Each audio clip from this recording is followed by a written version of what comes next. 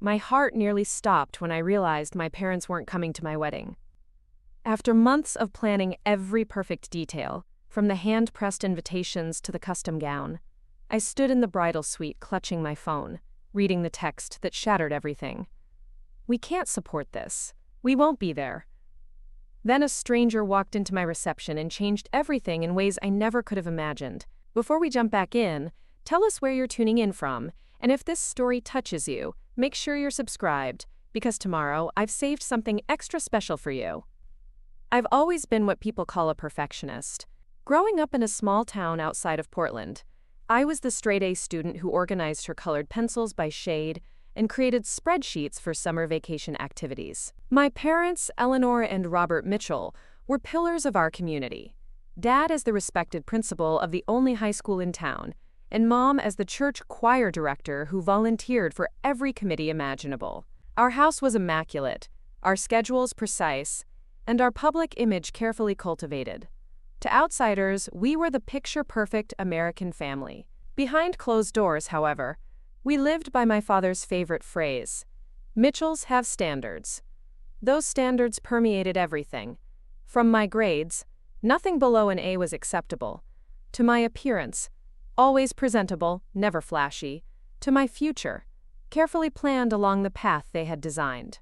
Growing up under that pressure taught me to seek validation through achievement and conformity. I excelled academically, graduating as valedictorian before attending a prestigious university where I studied business, just as my parents had planned. I never rebelled, never questioned, never strayed from the carefully plotted course of my life.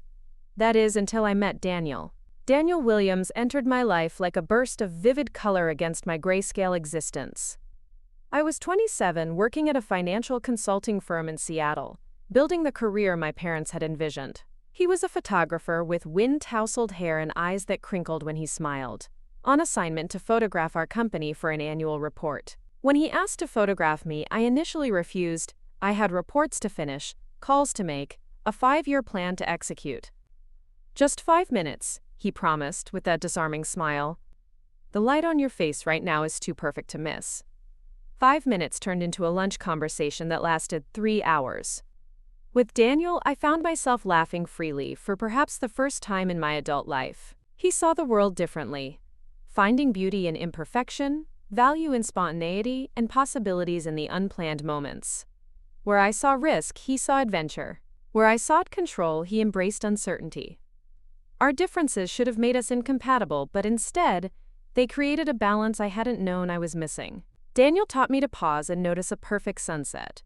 I helped him organize his chaotic photography business. He encouraged me to try painting, something I'd always wanted to do but dismissed as impractical. I introduced him to the satisfaction of a properly balanced budget. When he proposed after 18 months of dating, it wasn't with a carefully orchestrated plan, but on an ordinary Tuesday morning as we shared coffee on my apartment balcony. "I want all my ordinary mornings to be with you," he said, presenting a vintage ring that had belonged to his grandmother. It wasn't the proposal I had imagined. It was better, more genuine, perfectly us. The trouble began when we announced our engagement to my parents during a weekend visit to my hometown.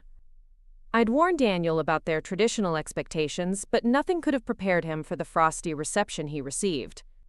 My father's handshake was perfunctory, my mother's smile never reached her eyes.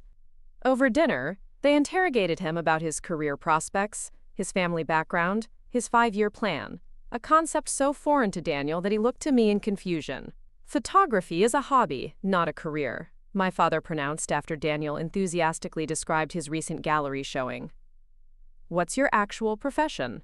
Preparing and narrating this story took us a lot of time, so if you are enjoying it, subscribe to our channel. It means a lot to us.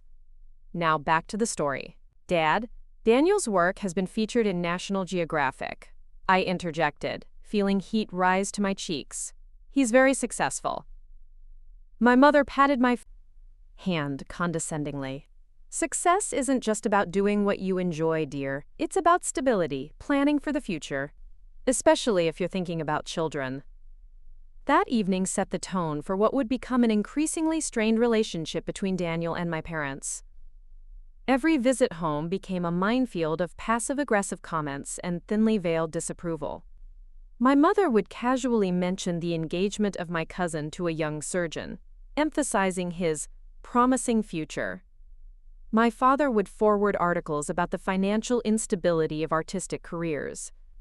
I found myself caught in the middle, loving Daniel but desperately wanting my parents' approval, a lifelong habit I couldn't seem to break.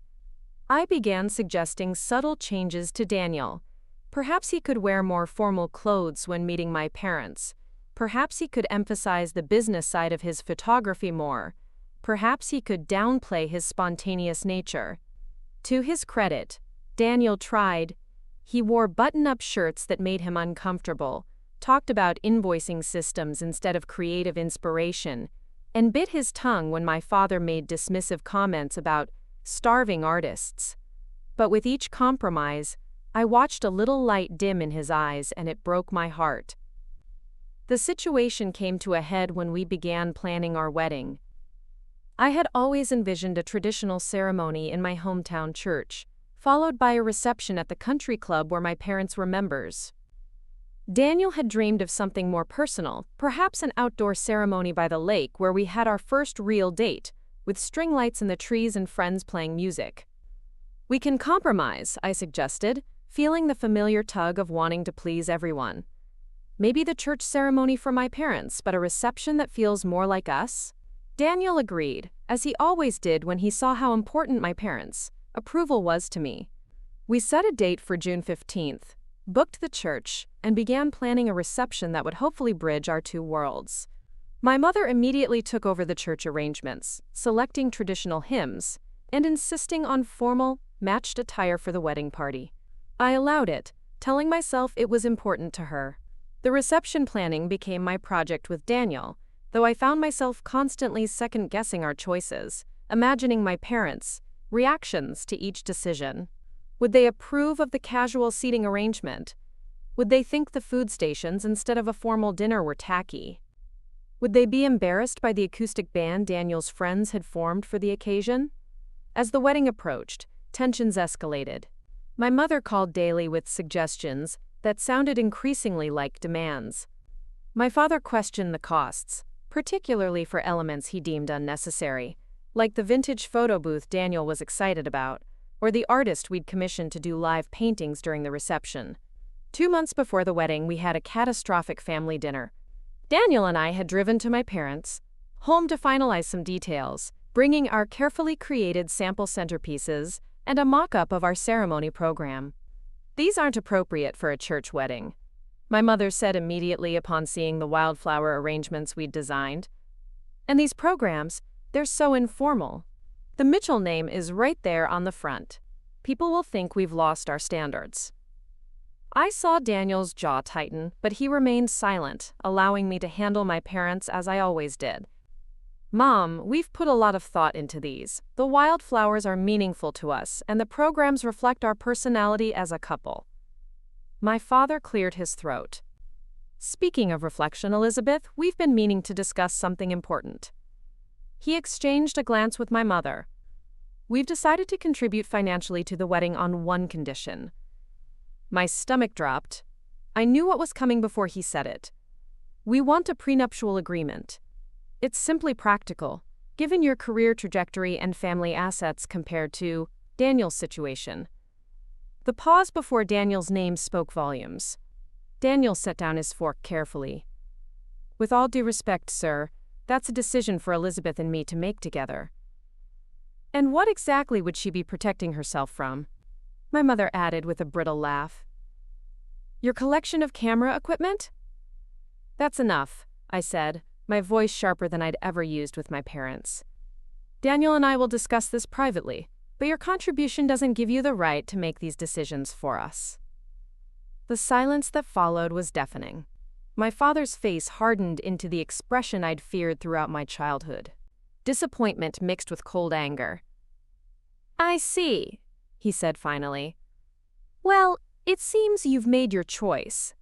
But you should understand the consequences. If you marry this man without proper protection, without respecting our input after everything we've invested in your future, then perhaps we've failed as parents." My mother nodded in agreement. We only want what's best for you, Elizabeth. Sometimes that means making difficult choices, even if they're unpopular. That's what being a parent means. The drive home that night was silent, both Daniel and I processing what had happened. When we finally reached our apartment, Daniel took my hands in his. "I need to ask you something, and I need you to be completely honest," he said, his eyes searching mine. "Are you marrying me because it's what you want, or in spite of what they want?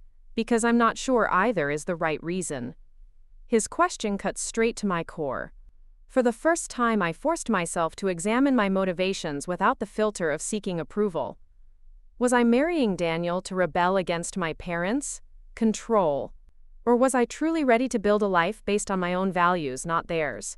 "I'm marrying you because I love who I am when I'm with you," I answered finally. "Because you help me see the world and myself differently. My parents' disapproval is painful, but it's not the reason. You are." The weeks that followed were a blur of wedding preparations and painful silence from my parents. They stopped calling with suggestions. They didn't respond to questions about the rehearsal dinner they had originally offered to host. When I visited their home to drop off their formal invitations, my mother accepted them with a tight smile and no further comment. I told myself they would come around. They were stubborn and traditional, but they were my parents. They wouldn't miss my wedding day, they couldn't. 1 week before the wedding, my phone buzzed with a text message from my father. "Your mother and I have given this considerable thought. We cannot in good conscience attend a ceremony we believe is a mistake. We hope someday you'll understand this comes from a place of love and concern for your future. We won't be there." I stared at the message until the words blurred through my tears. My hands shook so badly I could barely call Daniel, who left a photography client meeting immediately to come home to me. As he held me while I sobbed, a lifetime of seeking validation and approval crumbled around me. "We can postpone," Daniel offered, stroking my hair. "Give them time to reconsider." But through my grief, something new was emerging, a clarity I hadn't felt before. "No," I said finally. "I've spent my entire life making choices to please them. I won't let them take this day from us. The wedding happens as planned." And so, with 1 week to go, we reorganized. Daniel's parents, warm and supportive from the first moment they'd met me, stepped in to help wherever they could. His father offered to walk me down the aisle. Friends rallied around us, handling last-minute details and offering emotional support. I canceled the church ceremony.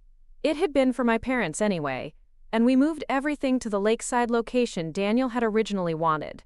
The night before our wedding, I sat alone on the dock at the lake, watching the sunset paint the water in brilliant oranges and pinks. The pain of my parents' rejection was still raw, but alongside it grew something unexpected, a sense of freedom. For the first time, I was making a choice purely for myself, without calculating its value in parental approval. There was grief in that realization, but also liberation. Our wedding day dawned clear and perfect.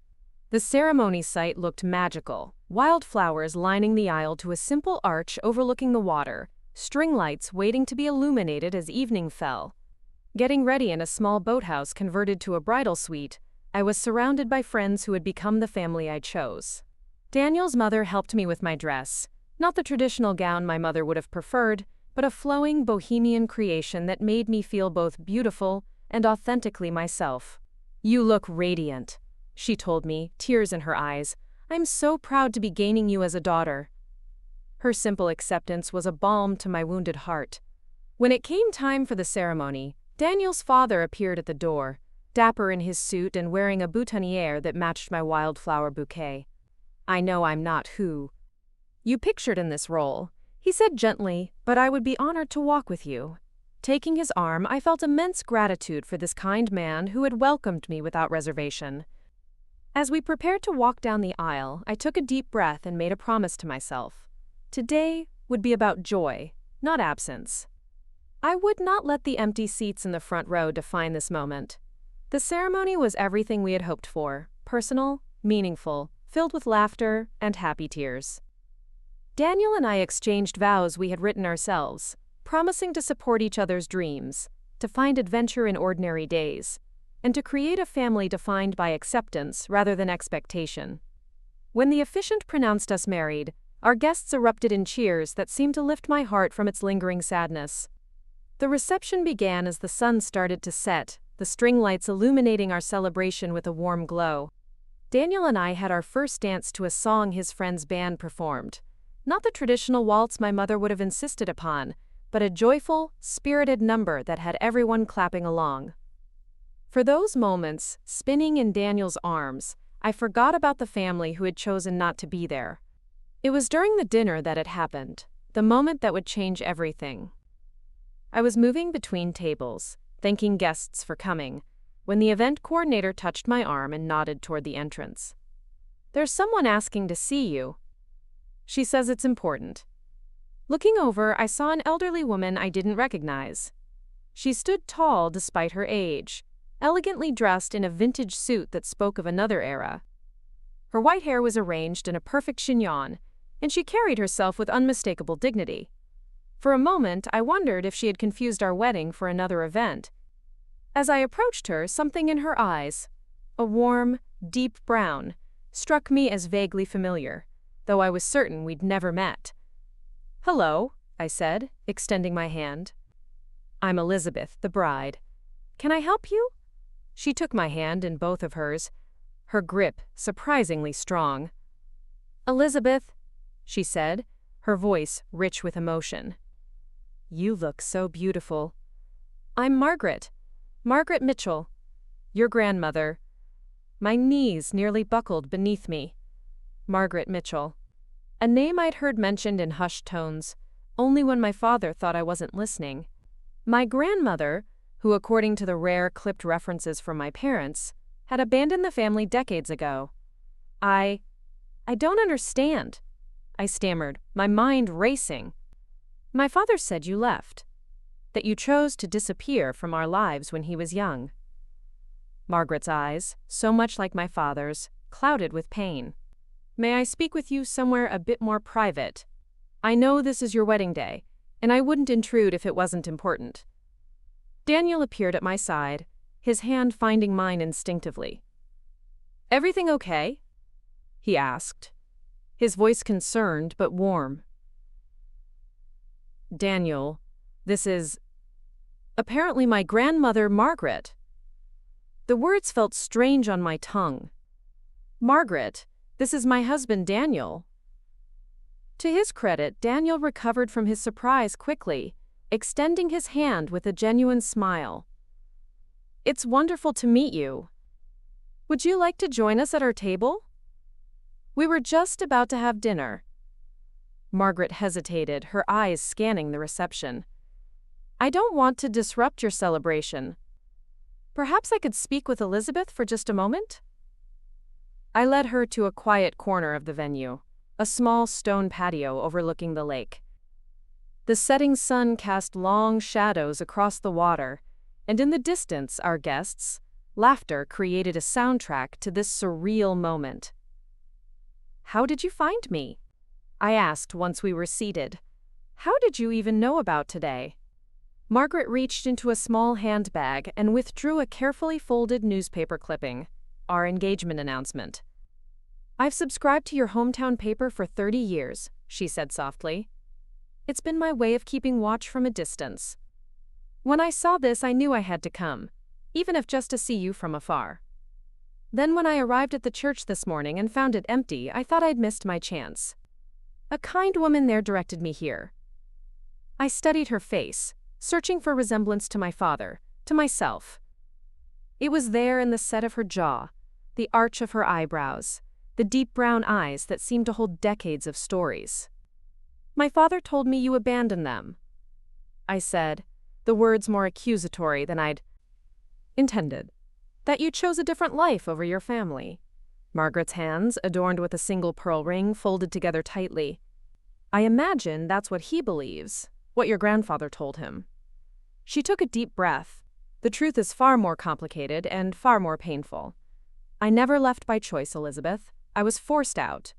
Your grandfather gave me an impossible ultimatum: conform entirely to his vision of what a wife and mother should be, or leave without my son. If I fought for custody, He promised to use his position in the community, his connections, to destroy me completely. I felt a chill that had nothing to do with the evening breeze. The controlling behavior she described sounded hauntingly familiar. In those days, a woman had few options. No judge would have granted me custody over a respected school administrator, especially with the story he was prepared to tell about me. He said he would claim I was mentally unstable, unfit as a mother, and he would have been believed. "So you just left?" I couldn't keep the edge from my voice. Margaret's eyes held mine steadily. "I made the hardest choice a mother could make. I left so that Robert would be spared the trauma of a vicious custody battle, the lies his father would have told about me. I left with the promise to myself that when Robert was older, I would find a way to reconnect, to tell him the truth." "But you never did," I said, the pieces falling into place. "You never came back for him." "I tried," she whispered, and I saw tears gathering in her eyes. "When Robert turned 18, I wrote to him, called him, even came to see him at college. But by then, your grandfather had poisoned his mind against me so thoroughly that Robert refused to hear my side.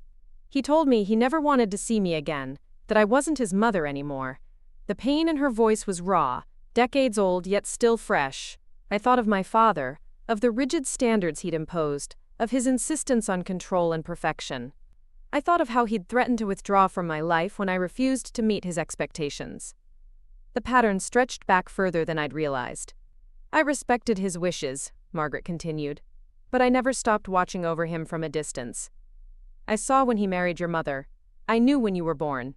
I've followed your achievements through local papers, alumni newsletters. I've been there, in the shadows of your life, even when you didn't know it. My mind was spinning, trying to reconcile this elegant, articulate woman with the selfish deserter my father had described. Why now? After all these years, why come forward today?" Margaret reached across the space between us, her hand hovering just short of touching mine. "Because I saw history repeating itself. When I read that your parents weren't listed as attending your wedding in the announcement, I feared the worst. I couldn't bear the thought of another generation lost to the same rigid thinking that cost me my son." The truth of her words hit me with physical force. The patterns were undeniable. My grandfather's controlling behavior passed to my father, who had tried to impose the same inflexible standards on me. The cycle continuing, unbroken. "I don't expect you to welcome me into your life," Margaret said, finally withdrawing her hand. "I only wanted you to know that you're not alone, that choosing your own path, marrying for love rather than approval, these aren't failures. They're acts of courage." Before I could respond, Daniel appeared at the edge of the patio. "Sorry to interrupt, but they're about to serve the cake. Everyone's asking for you." His eyes moved between us, sensitive to the tension. "Should I tell them to wait?" I looked at Margaret, this stranger who was somehow family, who had crossed decades of silence to be here on this day. "No," I said, making a decision. "Actually, I'd like my grandmother to join us for the cake cutting. If she wants to, that is." Margaret's eyes widened in surprise. "Are you certain?" I wasn't certain of anything except that I didn't want to perpetuate the cycles of rejection that had marked my family for generations. "Yes. Please join us." As we walked back to the reception, Margaret hanging slightly back, Daniel squeezed my hand. "You okay?" he whispered. "I think so," I replied. "It's just a lot to process." "She came all this way," he noted. "That says something." It did say something. About regret, about hope, about the courage to face rejection in pursuit of reconciliation. As we approached the cake table, our guests, curious glances followed Margaret. I saw Daniel's parents exchange questioning looks, obviously wondering who this elegant stranger might be. Taking a deep breath, I clinked a spoon against my water glass, drawing everyone's attention. "Before we cut the cake, I'd like to introduce someone special. This is Margaret Mitchell, my grandmother.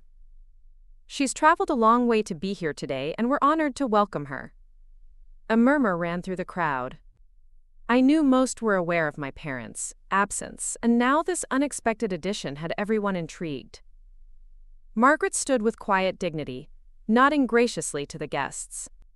Daniel's mother, ever the gracious hostess, immediately moved to Margaret's side, taking her arm. "We're so pleased you could join us. Please, come stand with the family for the photos." The simple kindness of including her as family brought tears to Margaret's eyes. As we gathered around the cake, Margaret stood beside Daniel's parents, forming an unexpected but somehow perfect family tableau. After the cake was cut and served, Margaret found me again, holding a small gift box. "I brought this for you. It's not much, but it belonged to my mother and her mother before her." Inside was a delicate silver bracelet, vintage filigree work framing small pearls. "It's beautiful," I breathed, touching it reverently. "It's tradition," Margaret explained. "The women in our family have worn it on their wedding days for generations. I wasn't able to give it to your mother for her wedding to Robert, but I'd be honored if you would accept it now." The weight of the bracelet felt significant, as Daniel helped clasp it around my wrist. Not just silver and pearls, but history, connection, a branch extended across a family divide. As the evening progressed, I watched Margaret interact with our guests. She was gracious, warm, possessed of a quiet charm that drew people to her. She shared stories of her life, how she'd rebuilt after leaving, becoming a literature professor at a small college in Vermont, how she'd never remarried, devoting herself instead to her students and her community. "She's remarkable," Daniel observed as we shared a quiet moment watching her deep in conversation with his father. "I see where you get your strength." The comment startled me. I'd never thought of myself as particularly strong, always seeking approval rather than standing firm in my own convictions. But perhaps the very act of choosing Daniel, of proceeding with this wedding despite my parents' disapproval, perhaps that had required a strength I hadn't recognized in myself. As the reception wound down, guests beginning to depart with warm hugs and congratulations, I found myself increasingly drawn to Margaret, hungry for the connection she represented. When she mentioned she'd be returning to Vermont the next morning, panic fluttered in my chest at the thought of losing this newfound link to my past. "Stay," I blurted out. "At least for a few days. Daniel and I aren't leaving for our honeymoon until Wednesday. We could talk more." The hope that bloomed on her face made her look suddenly younger. "I wouldn't want to impose on your first days as newlyweds."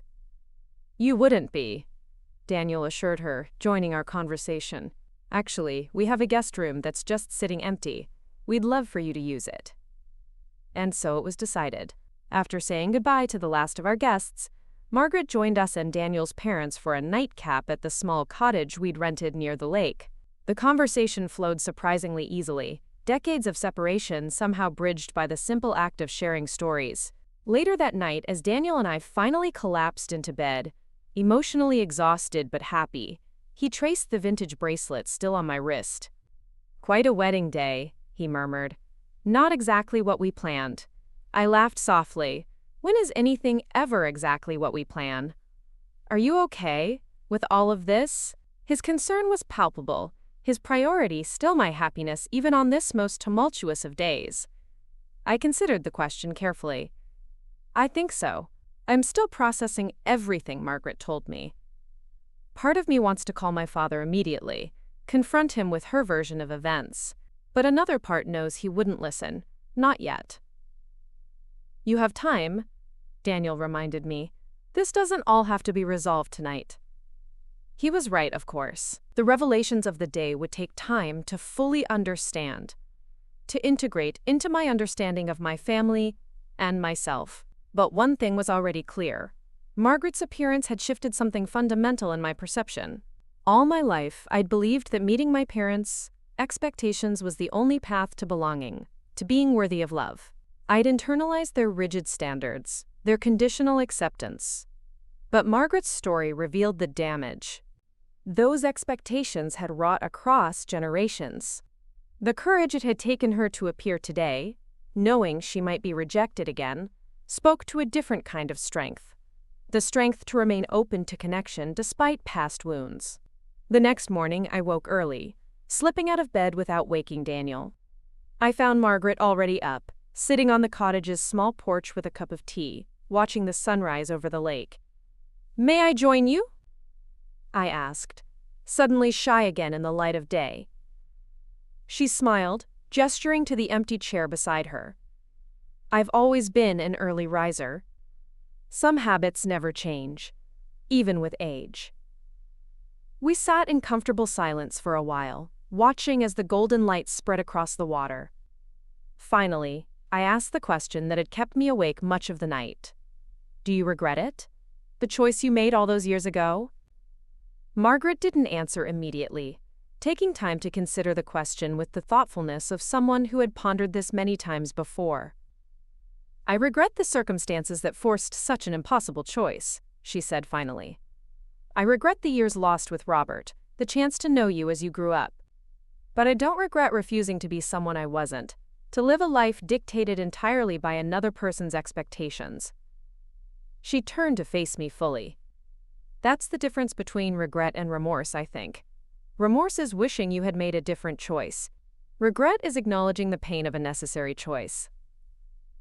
The distinction resonated deeply. I thought of my own choice to proceed with the wedding, despite my parents' absence, a painful but necessary assertion of my own values. "I've spent decades wondering if I made the right decision," Margaret continued, "whether fighting to stay, even under his terms, would have been better for Robert. Whether I could have found a way to influence him positively from within that controlling environment. These aren't questions with clear answers. But I do know this. Living authentically, even at great cost, allowed me to build a life of meaning and purpose. My students, my work, my community, these became my family. Not a replacement for what I lost, but a different kind of belonging." I thought about my own journey, how meeting Daniel had awakened me to possibilities beyond the narrow path my parents had defined. How his love had helped me recognize my own desires, separate from the expectations I'd internalized. "I don't know if my parents will ever accept my choices," I admitted. "If they'll ever approve of Daniel, or forgive me for proceeding without them." "That's not within your control," Margaret said gently. "What is within your control is whether you allow their approval to determine your worth. Whether you continue to seek validation from those who can only provide it conditionally." Her words struck at the core of my struggle, the lifelong pattern of seeking approval that was always just out of reach.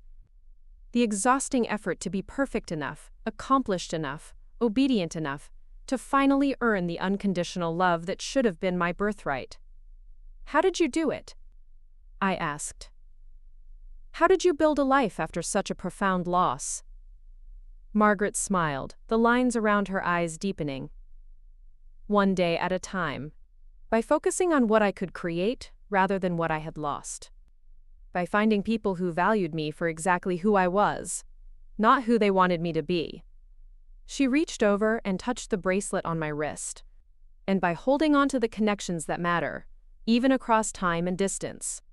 Knowing that Robert might never accept me again, but keeping space for him in my heart nonetheless." As the sun climbed higher in the sky, Daniel joined us, bringing fresh coffee and the easy warmth that characterized his presence. Watching him chat comfortably with Margaret, I felt a surge of certainty about my choice of partner, of path, of future. Over the next 2 days, Margaret became a surprise but welcome addition to our post-wedding celebrations. She joined us for brunch with friends who had stayed in town, shared stories of her teaching career over dinner with Daniel's parents, and spent hours with me looking through the small collection of family photos she had preserved. Images of my father as a child that I had never seen before, glimpses of the grandparents I had never known. On her final evening with us, before she would return to Vermont and we would depart for our honeymoon in New Mexico, Margaret handed me a sealed envelope. "This is for your father," she said, "if and when you think he might be ready to read it. No pressure, no timeline. You'll know if the moment is right." I accepted the envelope, understanding the trust she was placing in me. "I can't promise he'll ever read it," I warned her. "I know," she said simply. "That's not why I'm giving it to you. I'm giving it to you because you deserve to know the whole story. to decide for yourself what parts of our family history you want to carry forward and what parts you want to leave behind. That night, after Margaret had gone to bed, Daniel found me sitting on the porch, the envelope in my hands, staring out at the moonlight on the water. "Thinking about your dad?" he asked, settling beside me. I nodded. "About both my parents, actually. About how certain they were that they knew what was best for me, just like my grandfather was certain he knew what was best for my father. How that certainty caused so much pain across generations." Daniel was quiet, listening in that way he had that made me feel truly heard. "I don't want to repeat those patterns," I continued. "I don't want to be so attached to being right that I miss what's real. If we have children someday, I want them to feel free to choose their own paths, even if those paths are different from what I might envision for them." "We'll do better," Daniel promised, taking my hand. "Not perfect, I don't think anyone manages that, but better. More open, more accepting." "Margaret said something today that keeps echoing in my mind," I said. "She talked about the difference between blood family and chosen family.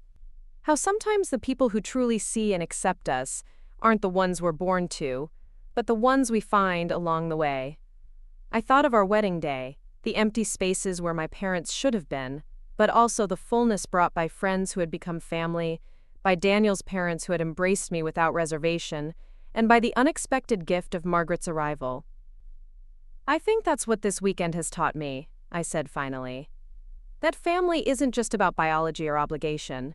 It's about who shows up, who stays when things are difficult, who makes space for you to be authentically yourself."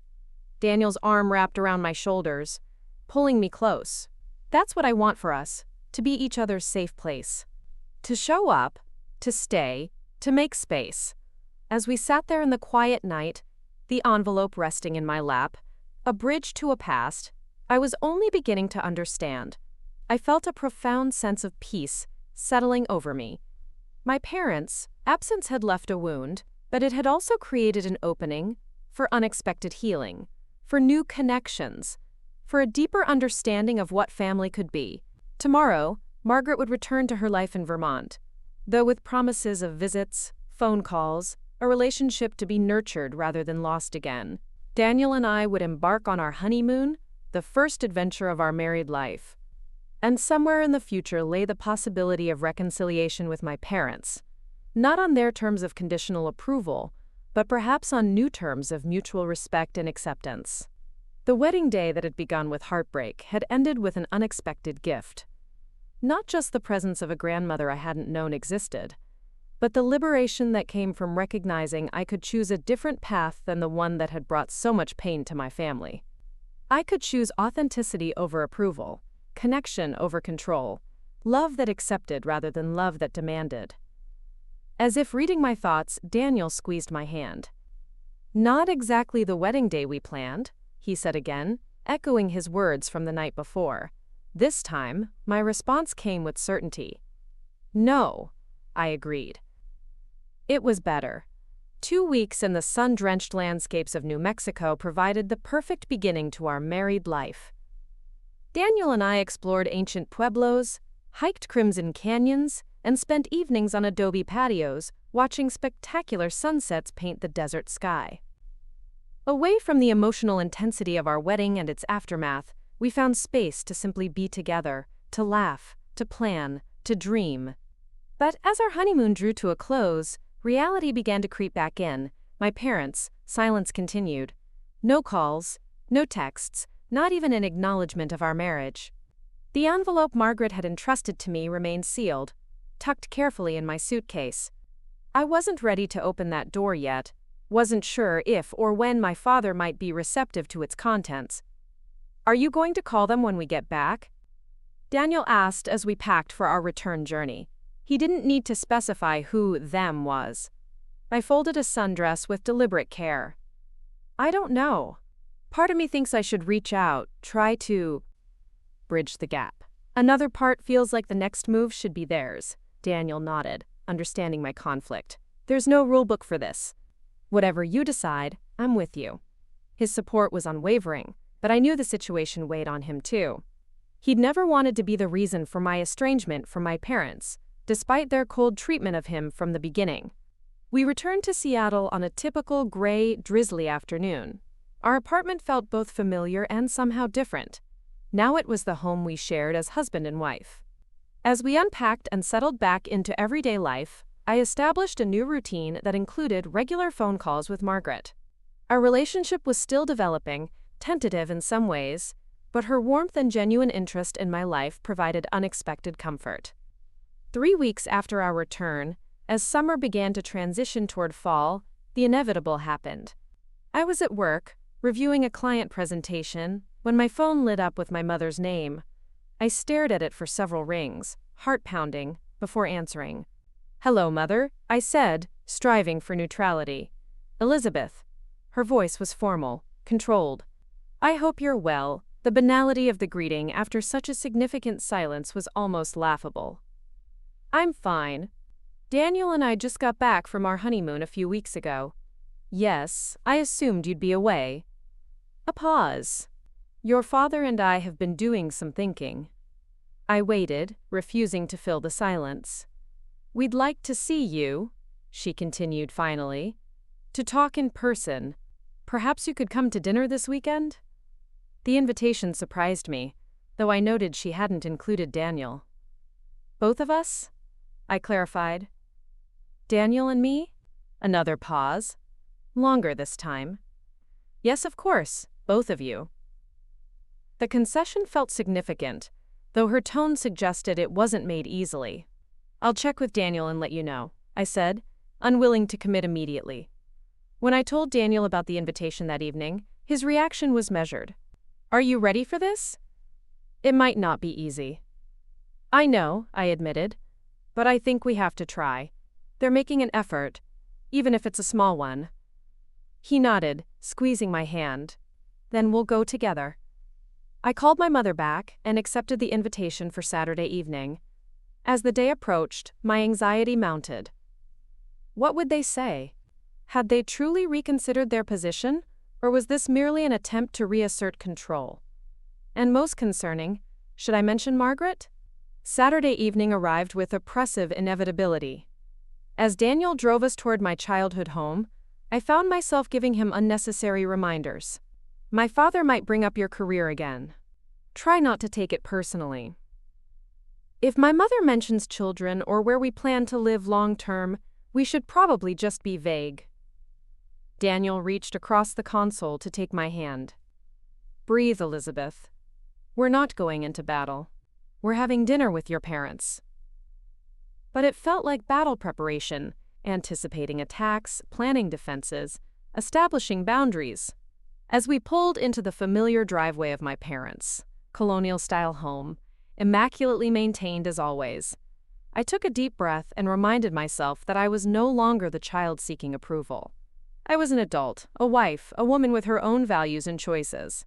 My mother opened the door before we could ring the bell. She looked exactly as she always had. Perfectly coiffed ash blonde hair, tasteful makeup, a cardigan set in muted blue.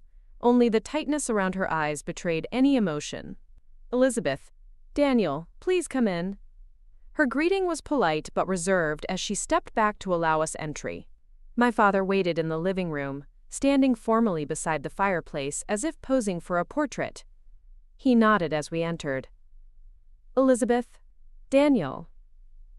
The echo of my mother's greeting, the same careful distance.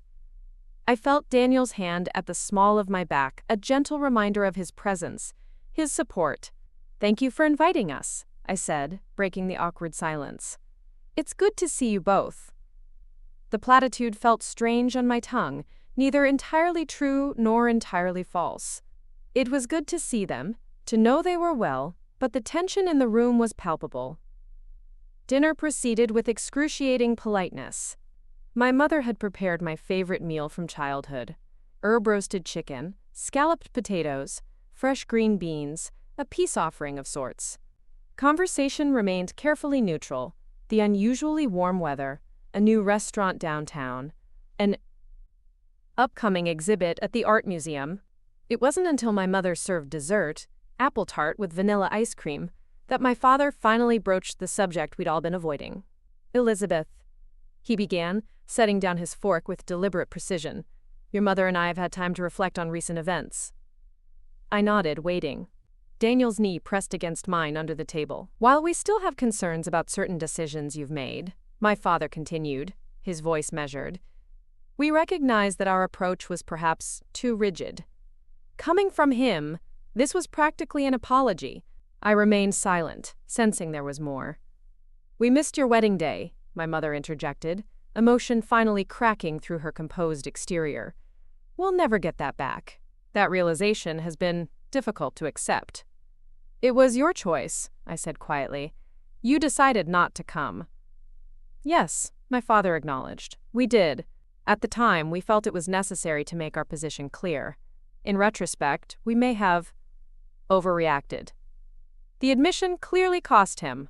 My father had built his identity around being right, around making correct judgments and standing by them. To acknowledge an error, even obliquely, was unprecedented. "We'd like to move forward," my mother said, reaching across the table as if to touch my hand, then withdrawing before making contact. "To find a way to be part of your lives, to accept the choices you've made, even if they wouldn't have been our choices for you." I looked at Daniel, drawing strength from his steady presence. "We'd like that too. But things can't go back to how they were before. Our relationship needs to be different." "Different? How?" My father's tone sharpened slightly. "Based on mutual respect, acceptance of our decisions, our lives together.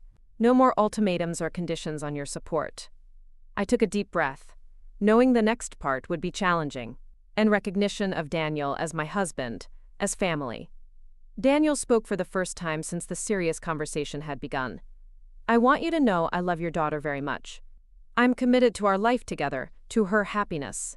I hope that's something we can all agree matters most."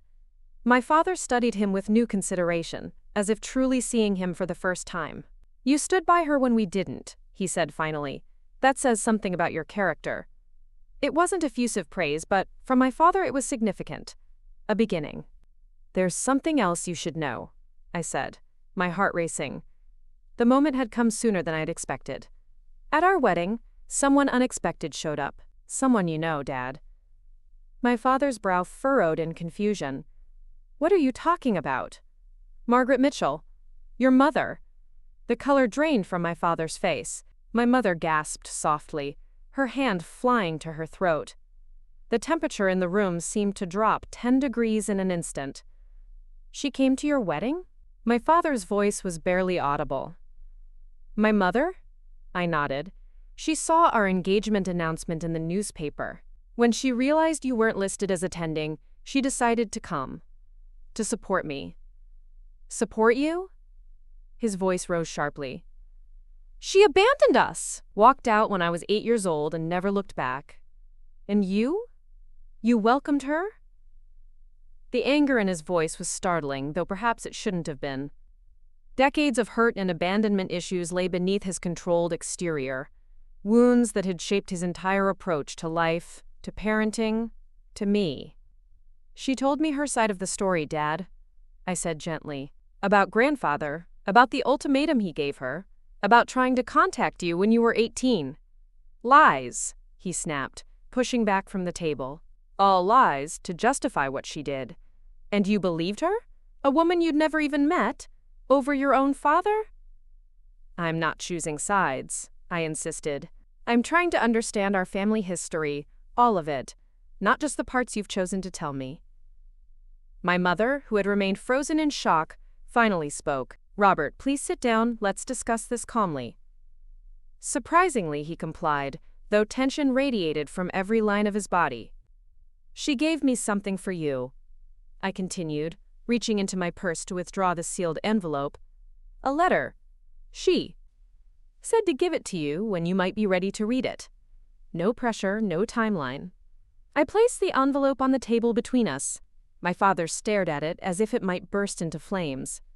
"I'm not asking you to read it now, or ever if you don't want to. I'm just delivering it as she asked." "You've been in contact with her since the wedding?" His voice was cold again. Yes, I admitted. We've talked several times. She's coming to visit next month. My father stood abruptly. I think you should leave now. Robert, my mother protested.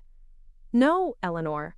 I cannot sit here and discuss that woman as if she deserves any place in our lives, as if her version of events holds any truth.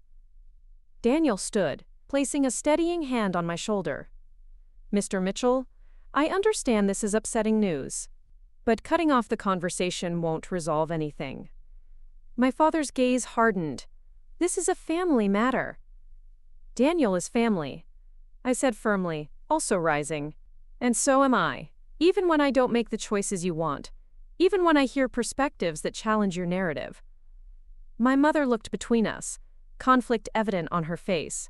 Please, let's not end the evening this way. We invited you here to reconcile, not to create new divisions. I didn't bring this up to create division, I said. I brought it up because secrets and silence have damaged this family for generations. Because I thought we were trying to build something more honest, more open. My father's jaw worked as he struggled for control. You have no idea what you're talking about. No idea what she did, what it was like. Then tell me, I challenged. Tell me your experience, your memories. Help me understand instead of just demanding I accept your version without question. For a moment, I thought he might actually do it. Might open up about the pain that had shaped him, that he had subsequently passed down to me. But the moment passed, the shutters came down, and his expression closed off again. I think it's best if you go now, he repeated, though with less heat than before. I need time to process this. Development. I nodded, recognizing that pushing further would only entrench his position. Okay. But the invitation remains open. To talk, to share your perspective, to read her letter, if and when you're ready. I picked up the envelope and held it out to him. After a long moment of hesitation, he took it, though he immediately placed it on the mantelpiece rather than in his pocket. Thank you for dinner, Daniel said, breaking the tense silence. The meal was delicious, Mrs. Mitchell. My mother nodded distractedly, her attention focused on my father's rigid posture. Drive safely, she murmured as she walked us to the door. At the threshold, she surprised me by pulling me into a brief, awkward hug. Call me tomorrow? She whispered. I nodded, touched by this small overture, this suggestion of a separate relationship independent of my father's reaction. The drive home was quiet, both Daniel and I processing what had happened. Finally, as we neared our apartment, he spoke. That actually went better than I expected, until the Margaret bombshell. I laughed despite myself. Low expectations are the key to happiness? Not happiness, he corrected. Realistic assessment. They invited us. Your father admitted he might have been wrong about something. Your mother hugged you goodbye. These are small steps, but they're steps. He was right, of course. By my family's standards, this had been a significant shift, even with my father's angry reaction to news of Margaret. The fact that they had reached out at all, had acknowledged any error in their approach, represented movement I wouldn't have thought possible a few months ago. True to her word, my mother called the next day. Your father is still processing, she said carefully. But I want you to know that I'm glad you came yesterday. That I want to keep working on our relationship. Even with Margaret in the picture? I asked directly. A long pause followed. That's complicated. Your father's experience with his mother is something he's never really dealt with, never talked about, even with me, not in any depth. It shaped him profoundly. I'm beginning to understand that, I said. How his childhood affected how he parented me. Another pause. He loves you, Elizabeth. He's not always good at showing it, but he does. I know, I said, and I did. My father's love had always been real, if conditional. Based on achievement, on meeting expectations, on following the path he'd determined was best. I love him too, that's why this is so hard. Give him time, my mother advised. This news about Margaret, it's reopened old wounds. Sometimes wounds need to be reopened to properly heal, I suggested. Perhaps, she allowed. but treading carefully might be wise. For now, we ended the call with plans to meet for lunch the following week. Just the two of us, a new development in our relationship. Historically, my interactions with my parents had been as a unit, my father the dominant voice, my mother the supportive echo. The possibility of developing an independent relationship with my mother felt like an unexpected gift from this difficult situation. As promised, Margaret came to visit the following month. Having her in our home, sharing meals, showing her our city, it brought a dimension to my understanding of family that I'd never experienced before. She was neither controlling nor demanding, neither judgmental nor prescriptive about how my life should unfold. Instead, she was curious, supportive, genuinely interested in who I was, rather than who she thought I should be. "You remind me so much of Robert at your age," she remarked one evening as we looked through old photographs she'd brought. "He had that same determination, that same focus." "Before or after you left?" I asked, the question emerging before I could consider its impact. Margaret didn't flinch from the directness. Both. Even as a young child, he was serious, intentional. Your grandfather channeled those qualities into rigidity, into perfectionism, but they could have been such strengths if nurtured differently. I thought about my own determination, how it had manifested as achievement, but also as anxiety, as fear of failure, as an exhausting drive to earn approval that was always conditional. "Do you think he'll ever read the letter?" I asked. Margaret's smile was sad but peaceful. "I don't know. I hope so. But I've learned to live without expectations where Robert is concerned. The letter was as much for me as for him, saying what I needed to say, whether or not he ever hears it. What would you do if he did reach out?" The possibility seemed remote, but I couldn't help wondering. "Listen," she said simply, without defense, without justification. Just listen to what he needed to say. That would be gift enough. Her visit coincided with our first attempt at hosting a dinner party in our new status as a married couple. Daniel and I invited his parents, two couples who were close friends, and, in a moment of optimism, my mother. To my surprise, she accepted, though she made it clear my father wouldn't be joining her. Preparing for the evening brought unexpected joy. Planning the menu, arranging flowers, transforming our modest apartment into a space for connection and celebration.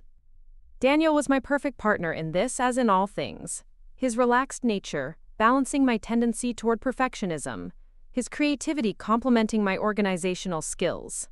When the doorbell rang announcing the first guests, I felt a flutter of nerves. This would be the first time my mother and Margaret would meet, an encounter loaded with history and potential tension. Daniel squeezed my hand. "It's going to be fine. Everyone here loves and supports us." He was right, of course. His parents arrived first, warmly embracing Margaret, whom they had met at the wedding. Our friends followed, filling the apartment with easy laughter and conversation. When my mother arrived last, I held my breath as I made the introduction. "Mom, this is Margaret Mitchell. Margaret, my mother, Eleanor." The two women regarded each other with cautious curiosity. My mother, ever the proper hostess even when not in her own home, extended her hand. "It's nice to meet you. I've heard a great deal about you recently." Margaret accepted the handshake with grace. "Likewise, you raised an extraordinary daughter." "Yes," my mother agreed, her eyes finding mine across the room. "We did."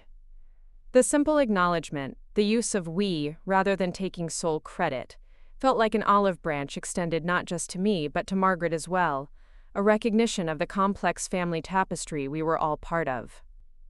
Dinner progressed with surprising ease. Margaret and my mother found common ground in their shared love of gardening. Daniel's parents drew everyone into amusing stories of his childhood adventures. Our friends added their own warmth and humor to the mix. Watching these different parts of our lives intersect and blend, I felt a profound sense of creation. We were building something new here, a chosen family connected by love rather than obligation. As the evening wound down, guests departing with warm hugs and promises to gather again soon, my mother lingered. When only she remained, she surprised me by addressing Margaret directly. "Robert may never be ready to hear your side of things," she said bluntly. "He's carried that wound for most of his life. It's become part of who he is." Margaret nodded, accepting this reality. "I understand. I've made peace with that possibility." "But," my mother continued, "I'd like to hear it, if you're willing to share. Not tonight, but perhaps sometime. I think understanding more might help me. Help him. And Elizabeth." The offer startled me. My mother had always aligned herself completely with my father's perspective, his priorities, his narratives. This independent interest represented a significant shift. "I'd welcome that conversation," Margaret replied simply. After my mother left, Margaret, Daniel, and I sat in our living room, processing the evening. "That went better than I could have hoped," I admitted. "Your mother is trying," Margaret observed. "That takes courage, to step even slightly away from patterns established over decades." "Do you think my father will ever change?" I asked, the question that had hovered beneath the surface all evening. Margaret considered this thoughtfully. "People can surprise you. Sometimes the most rigid tree is the one that eventually breaks in the storm, while the one that learns to bend survives." "I'm not sure my father knows how to bend," I said. "Perhaps not yet," she allowed, "but he has powerful motivation to learn, his love for you, however imperfectly expressed." Daniel, who had been quietly listening, spoke up. "Whatever happens with your father, tonight proved something important. We can create our own traditions, our own definitions of family. We can build connections based on acceptance rather than expectations." Looking around our apartment, at the remains of our dinner party, empty wine glasses, plates with cake crumbs, flowers slightly wilted from the evening's warmth, I felt a surge of gratitude. The wedding day that had begun with my parents, rejection had set in motion a chain of events I never could have anticipated, leading to this moment of unexpected wholeness. "You're right," I told Daniel, reaching for his hand. "Family isn't just who you're born to. It's who you choose, and who chooses you in return." Margaret smiled, the wisdom of her years evident in her eyes. "And sometimes, if you're very fortunate, it's both." 6 months passed, each day bringing small shifts in the landscape of our relationships. My mother and I established a new rhythm: lunch every other week, occasional shopping trips, conversations that gradually ventured beyond surface pleasantries into more meaningful territory.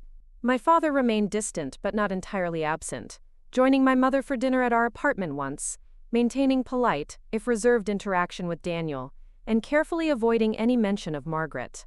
The envelope remained on their mantelpiece, unopened as far as I knew.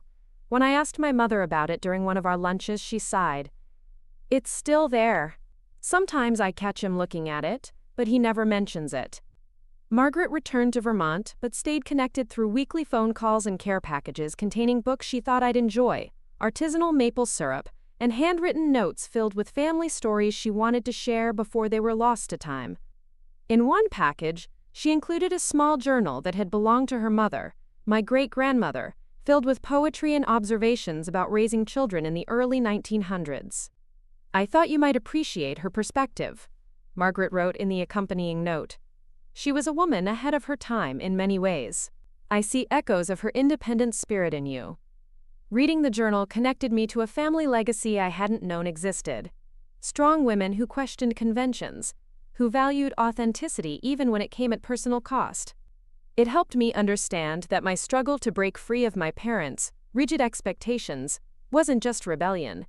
It was reclaiming a heritage that had been interrupted by my grandfather's controlling nature and my father's wounded response to abandonment.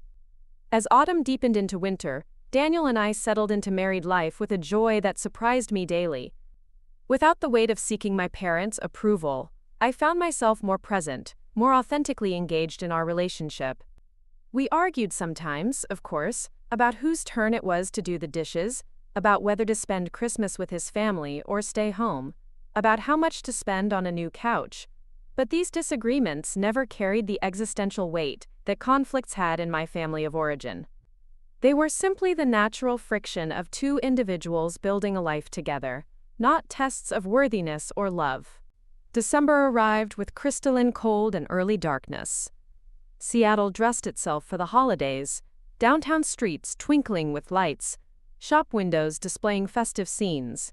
Daniel and I decided to host a small holiday gathering at our apartment. Nothing elaborate, just an evening of mulled wine, comfort food, and good company. "Should we invite your parents?" Daniel asked as we compiled the guest list. "Your mom would probably come, at least." I hesitated, pen hovering over paper. "Yes, let's invite them both. And Margaret." She mentioned she doesn't have plans for the holidays. Daniel raised his eyebrows. "Are you sure that's wise? Your father and Margaret in the same room?" "Probably not," I admitted, "but I'm tired of organizing my life around his unresolved issues. If he doesn't want to come because Margaret will be there, that's his choice." The invitations went out, simple cards with handwritten notes, to Daniel's parents, a few close friends, my parents, and Margaret. To my surprise, both my mother and father RSVP'd yes, though my mother called immediately after sending their response. "I should warn you," she said, her voice tight with concern. "Your father doesn't know Margaret will be there. I thought it best not to mention it yet. Are you asking me to uninvite her?" I challenged gently. A long pause followed. "No," she said finally. "That wouldn't be fair. But perhaps you could prepare him somehow, before he arrives and finds her there." It was a reasonable request, though it underscored how much emotional management still revolved around my father's feelings. "I'll call him," I promised. That conversation proved more difficult than anticipated. My father, never comfortable with direct emotional discussion, retreated into formality when I mentioned Margaret would be attending our gathering. "I see," he said, his voice carefully controlled. "Then I'm afraid we'll have to decline." "Dad," I said, surprising myself with the steadiness in my voice, "I'm not asking you to reconcile with her, or even to speak to her. I'm just asking you to be in the same room for a few hours, for my sake. Because both of you are important to me." "Important to you," he repeated. "A woman you've known for less than a year, versus your father who raised you." "This isn't a competition," I insisted. "Love isn't a finite resource that has to be divided up according to seniority or biology. I can care about both of you." His silence spoke volumes. The concept seemed genuinely foreign to him, this idea that loyalty could extend in multiple directions simultaneously. "Will you at least think about it?" I asked, softer now. "It would mean a lot to me to have both of you there." "I'll consider it," he said finally, which from my father was neither a yes nor a definitive no. But I make no promises about how the evening will unfold. When I shared this conversation with Daniel later, he wrapped his arms around me from behind as I stood at the kitchen counter chopping vegetables for dinner. "That actually sounds like progress," he observed. 6 months ago, he wouldn't have even considered being in the same room with her. I leaned back against him, drawing strength from his steady presence. "Maybe. Or maybe he's just buying time before he cancels at the last minute." "Either way," Daniel said, kissing the top of my head, "our holiday gathering will be filled with people who choose to be there, who choose to be part of our lives without conditions. That's worth celebrating." He was right, of course. In the midst of navigating these complicated family dynamics, it was easy to lose sight of how much had changed for the better, how many genuine connections had been formed, how much authenticity had replaced performance in my life. As the date of our gathering approached, I channeled my nervous energy into preparation. Daniel and I transformed our apartment into a winter wonderland with simple decorations: pine boughs on the mantelpiece, twinkling lights around the windows, candles and hurricane glasses on every surface. We prepared food that could be served at room temperature: a glazed ham, roasted vegetables, artisanal cheeses, fresh bread from our favorite bakery. Daniel created a playlist that mixed traditional holiday music with contemporary favorites. Margaret arrived first, having flown in that morning. She brought a small, beautifully wrapped package for each expected guest. "Just tokens," she insisted. "Nothing extravagant." For our apartment, she had brought a hand-quilted table runner in. Winter, white, and deep blue. "I made it myself," she said as I admired the intricate stitching. I thought it might complement your decor." The thoughtfulness of the gift touched me deeply. This was how Margaret expressed love, through attention to detail, through creating something meaningful with her own hands, through considering what would bring others joy.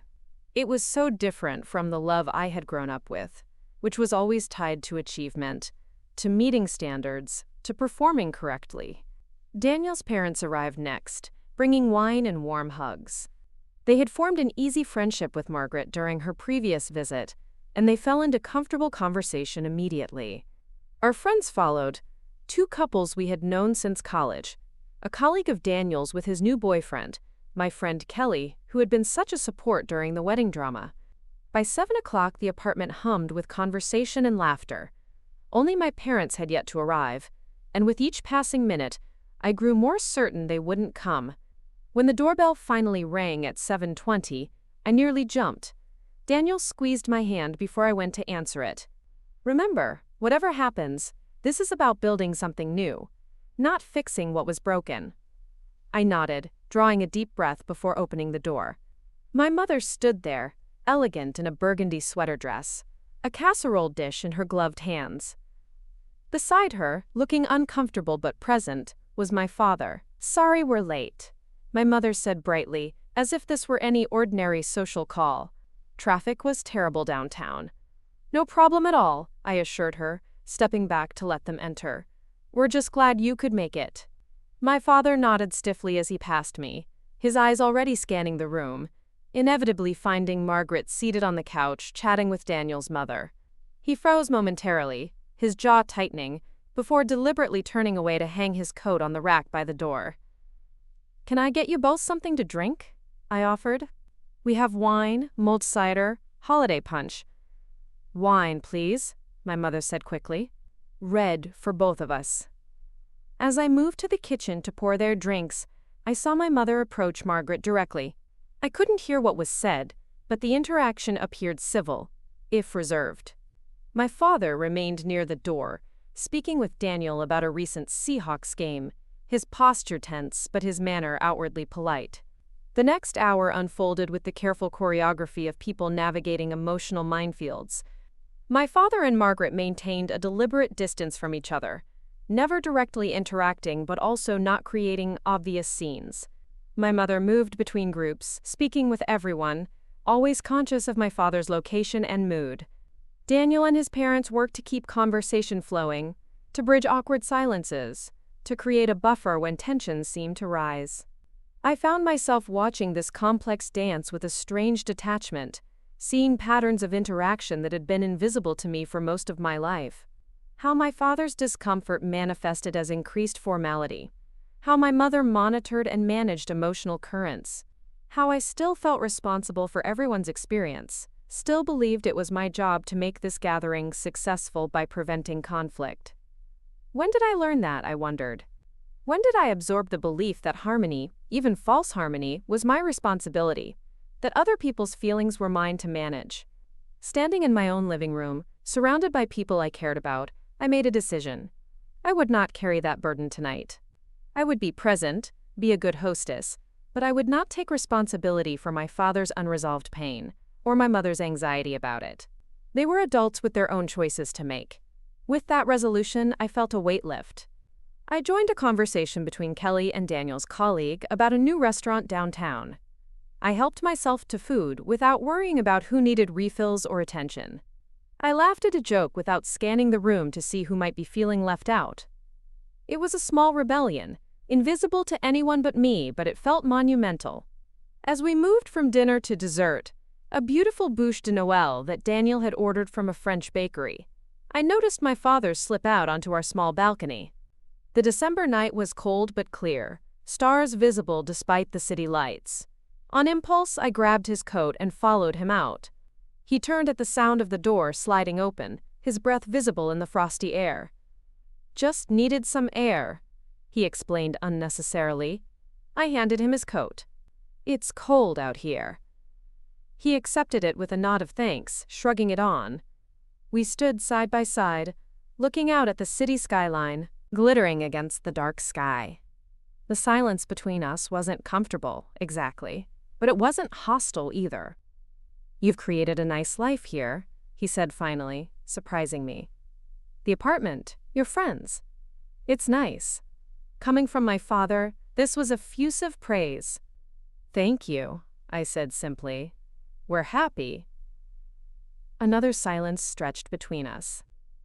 Inside, through the glass door, I could see our guests enjoying dessert, animated conversations continuing. Margaret sat between Daniel's parents, laughing at something his father had said. "She looks like I remember," my father said suddenly, following my gaze. "Older, of course, but her smile is the same." The observation caught me off guard. Such a human, vulnerable thing to say. "You haven't read her letter," I said. It wasn't a question. He shook his head. "I can't. Not yet. Maybe not ever." "That's your choice," I acknowledged. "But I think you might find some peace if you did."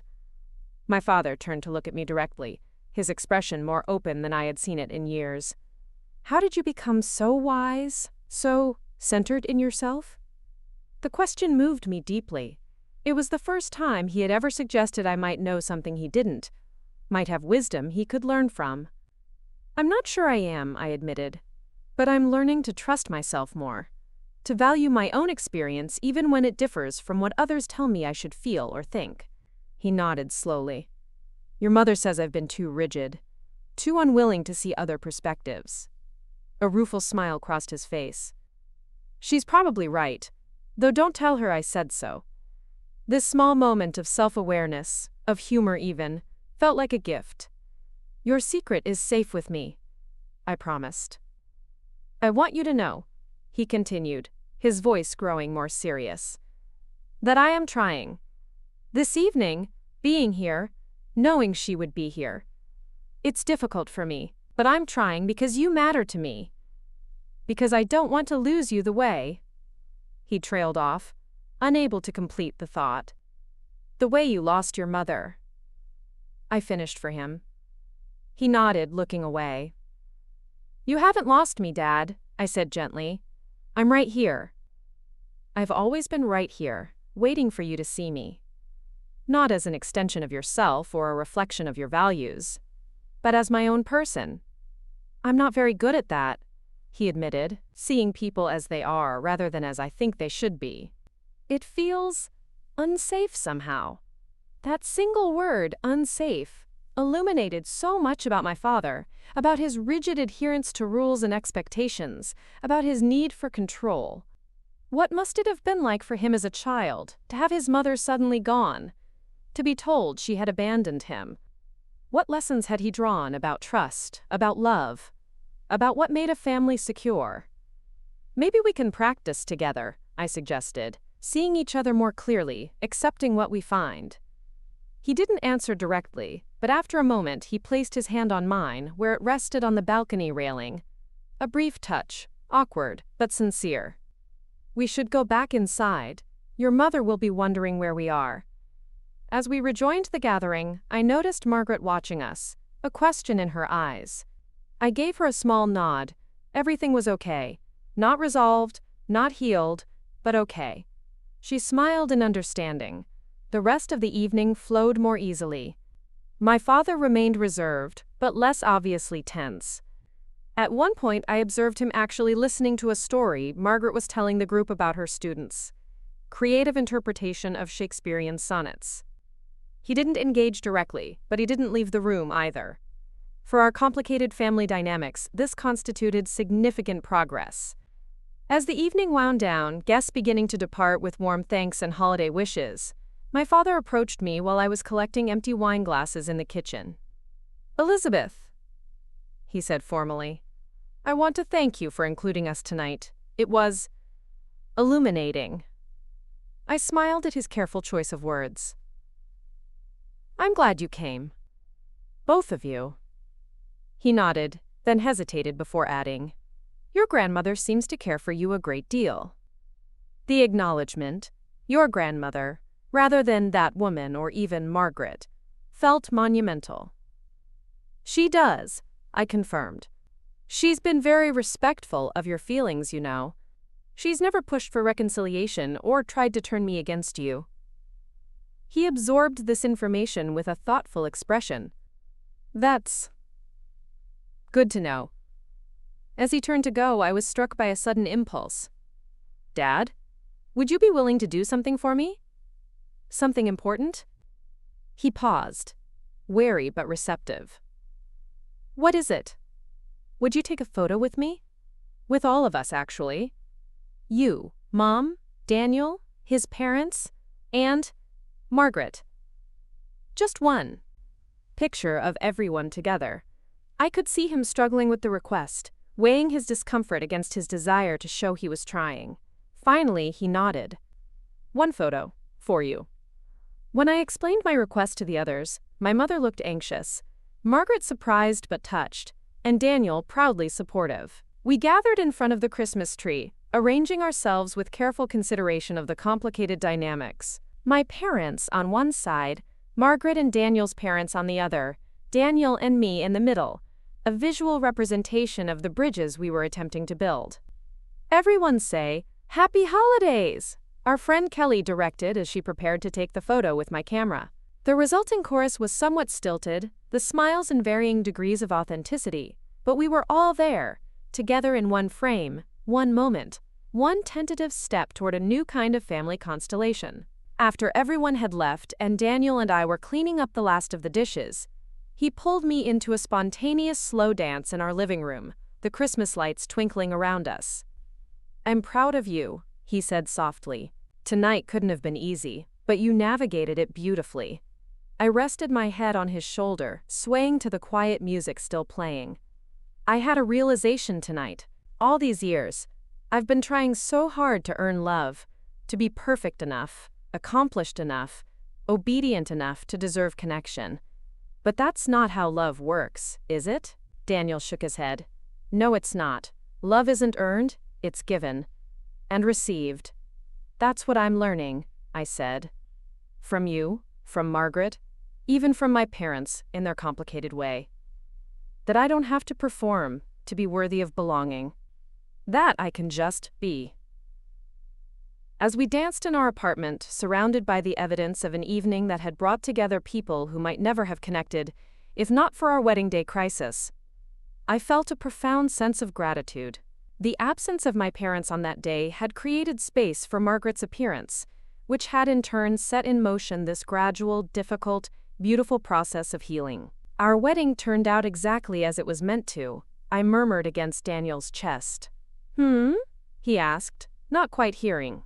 "Our wedding," I repeated, looking up at him. When my parents didn't show up, I thought everything was ruined, but if they had been there, Margaret would never have approached me. I would never have learned about that whole side of my family history. This healing might never have begun. Daniel smiled, understanding. "Sometimes the greatest gifts come wrapped in disappointment." "Exactly," I agreed. "And sometimes the guest who arrives unexpectedly is exactly the one you needed all along." Later, as we turned out the lights and prepared for bed, I noticed my father had left something on the side table by the door. The envelope Margaret had given me for him months ago. It was still sealed, but he had written a note on the outside in his precise handwriting. "Elizabeth, perhaps it's time I heard another perspective, not promises, but possibilities. Dad."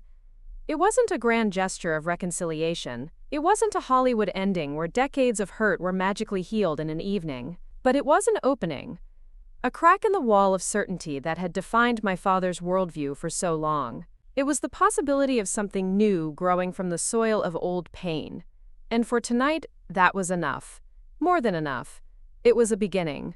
Up next, you've got 2 more standout stories right on your screen. If this one hit the mark, you won't want to pass these up. Just click and check them out. And don't forget to subscribe and turn on the notification bell so you don't miss any upload from us.